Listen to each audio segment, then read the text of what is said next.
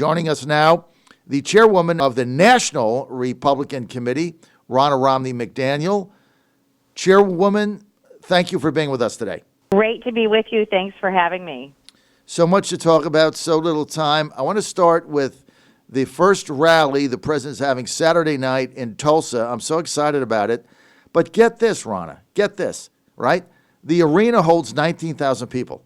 They've had 1.1 million, not 100,000, 1,100,000 ticket requests for an arena that holds less than 20,000. What does that say? Well, it says that the enthusiasm for this president is through the roof. People want rallies. They want to support this president. And they're ready to get back to the campaign trail and get out of this quarantine and get out in public and hold these types of events, which we're seeing a lot of Democrat governors continuing to keep their states closed and preventing rallies from happening in their states. So people are saying, I'll go to Oklahoma if I have to so I can see the president. They were getting ticket requests from Ronna all over the Southwest. I mean, people are just ready to get out. They're ready to back this president. It's going to be a great rally. And this is the other thing it sends, the message it sends, Ronna Romney McDaniel with us. People want to get back to normalcy. And these rallies are part of normalcy. Does that make sense? It does. And as you see Joe Biden continue to, hunker down in his basement, he hasn't hit the campaign trail. In 76 days, he hasn't had a press conference. I mean, this is somebody who's hiding from the American public versus Donald Trump, who's saying, let's open America up. We need to get back to normal. We needed to fight this virus, and we did. But now we need to get back to normal and do it safely. There's going to be temperature checks and masks given out to people who need them and all the things that need to be done in a safe way. But it's time to open America back up, right. And that is what the president stands for. Right, and we're going to get 19,000 people in that arena. They're going to be raucous. They're going to be excited. And, yeah, I mean, obviously, wash your hands. Don't do things that are dumb. But we've got to get back to normal. I tell you, Ron, I want to talk about the job numbers, 2.5 million jobs added in May. Nobody expected that. We expect that to continue in June. But the other number in May, shocking. Retail sales up 17%. What did you make of that, Ronna? The American people are ready to get back to normal, just like you said, John. And you're seeing two Americas right now. And I'm from the state of Michigan, where our governor is about to extend her emergency orders and keep us closed even longer, even though we're topping out at 22% unemployment. And you're seeing Democrat governors continue to shut down their states, limit opening up their states and their economies, and Republican governors saying we can do this safely. And that's part of why you're seeing these more jobs and these retail sales. And it's going to get even more, there's going to be even more of a contrast as we go further and further down this path, and Republicans are opening up and Democrats continue to keep their states closed. It will impact those states as they have big budget deficits. And guess what they'll do next? Go to Washington and say, oh, please bail us out, because we refuse to open up and now our economy's in shambles. Because, I mean, exactly. They're going to go with a handout, looking to get bailed out. It was already de Blasio in New York City saying that he needs $7 billion. Where's he going to get $7 billion? And if he doesn't get it from the federal government, then they start laying off, he says, police and fire and first responders. I mean, it's such a sick game that they play. They put their residents hostage. Of course, New York City still shut down, except if you're a protester, rioter, or looter, then you're apparently good to go. Exactly. I think somebody said a great line, which is, you could get arrested in many of these states for opening up your business, but you can't get arrested if you're looting a business. And that really contrasts how Democrats are handling this pandemic. I mean, we literally had a barber in Michigan who lost his license because he opened up his business. What does that say about the state of our country? Sick. The American people can make decisions for themselves, right, and do things in a safe way. If you have an underlying condition, take precautions. Right. We have taken enough time to close down this economy, and now we can open up and people can make decisions for themselves. That's what America's about. You're on the John Fredericks Radio Network. We are Trucking the Truth Across America. We're with Ronna Romney McDaniel. She's the chairwoman of the RNC, the Republican National Committee. Hey, Ronna, I got to give a shout out, please. I know time is valuable. I got to give a shout out to two of your key staff members, I know them both a very long time. Your number one right hand, Joanna Pershing, doing a fabulous job. I got to tell you, she's so responsive. She's so competent. She is a tremendous asset to the RNC. So I want to give her a big shout out. She is my number one person there to get anything done. She handles it immediately. The follow-up is incredible. She's very professional. To have her on your team, you're blessed.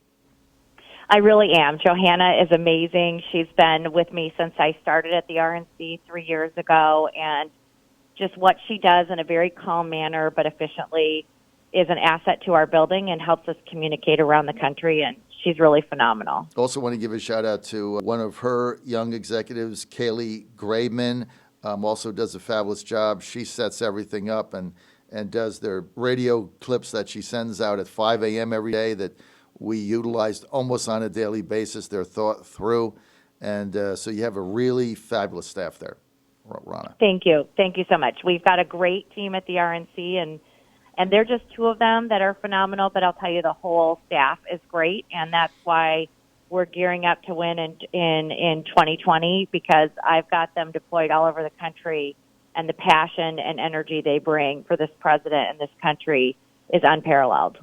I want to get to the convention in Jacksonville. So my wife Ann and I are National Trump delegates. I'm running for delegation chairman in Virginia. I would think I'm going to win. I got beat in 2016 by Ken Cuccinelli by 2 votes. I think I'm in pretty good shape now, though. So what happens? There's business to be done in Charlotte. Then we go to Jacksonville. Walk everybody through what this looks like. Well, we had contracted with Charlotte and done a lot of, obviously, work with them for 2 years. So we're going to honor that contract and do the business portion of the convention in Charlotte with a much smaller delegation. The chairs of the delegations will be part of that. And then we'll move the celebration part to Jacksonville. That will still be part of the convention. All the delegates will still be delegates. But that will be a 3-day affair. We'll have all the speeches there, and Jacksonville will allow us to congregate. Right now in Charlotte, you can only be in a room with 10 people. That's it. That's not going to work for our convention. So it's going to be really, really exciting. It'll be history-making to have a convention in 2 states, and we're really, really thrilled that Florida is allowing us to hold the convention that will show what the president's vision is for this country, which is America's open for business. So, Ronna, basically then, if you looked at a calendar, what are going to be the 3 days in Jacksonville? So I probably don't know the dates exactly.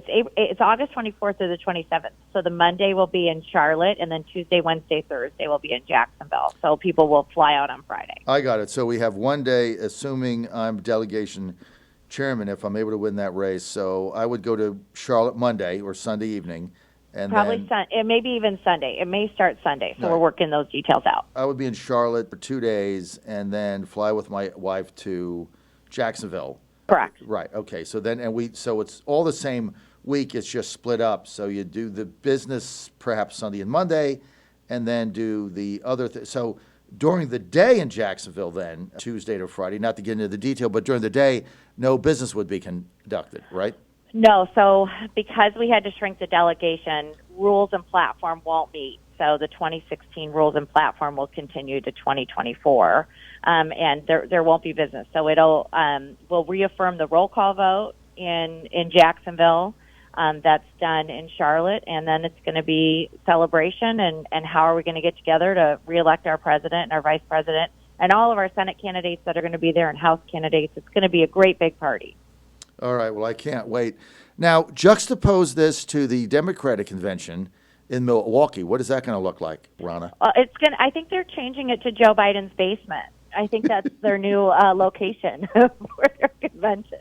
I mean, I don't think they have any. I have not heard any plans as to what their convention's going to be. I know they've taken steps to make it virtual, and we really didn't want that. We want people to be gathered together. Right. We want to show the spirit and the hope for the future of this country. And I can't think of 2 more contrasting visuals than Joe Biden in his basement and President Trump on a stage with thousands and thousands of people ready to nominate him as our president and reelect him in 2020. So, Ronna, they're really going to have a virtual convention on like video or Zoom or something? Yeah, I don't know. I just speculation. I just haven't heard anything that they're doing in Milwaukee yet in terms of staging or. But right now, they're saying this is going to be a virtual convention, which means no arena, no big speeches, everything is video. Everybody will have masks on because that's I guess part of their thing now. But I mean, just imagine you got Biden and whoever his VP pick is making speeches over Zoom on video all by themselves. I guess Joe Biden will be there. Maybe it'll be in his basement. And then you've got President Trump in Jacksonville with a packed arena, people screaming and cheering. Wow, what a visual difference. Yeah, and it really does speak to where they want this country to be. I mean, Democrats do not want this country to open. They do not want to see us balance the health and safety of the American people with opening up our economy. And the president has said, we can do both. We can do both. And I've built this economy up once to the best place it's been in decades, and I can do it again. And Joe Biden has no plan for that except to sit in his basement and hide from the American public. Joe Biden has not had a press conference, Ronna, in 77 days. Not one. Days. 77 not days. One. What's the deal with that? Because the media has chosen to just give him a free pass. So, when Tara Reade's allegations came forward, he did 17 interviews within 5 weeks, and he wasn't asked a single question. Right. But now it's been 77 days. Think about that. He is running for president of the United States. Unbelievable. And he cannot take questions from the press.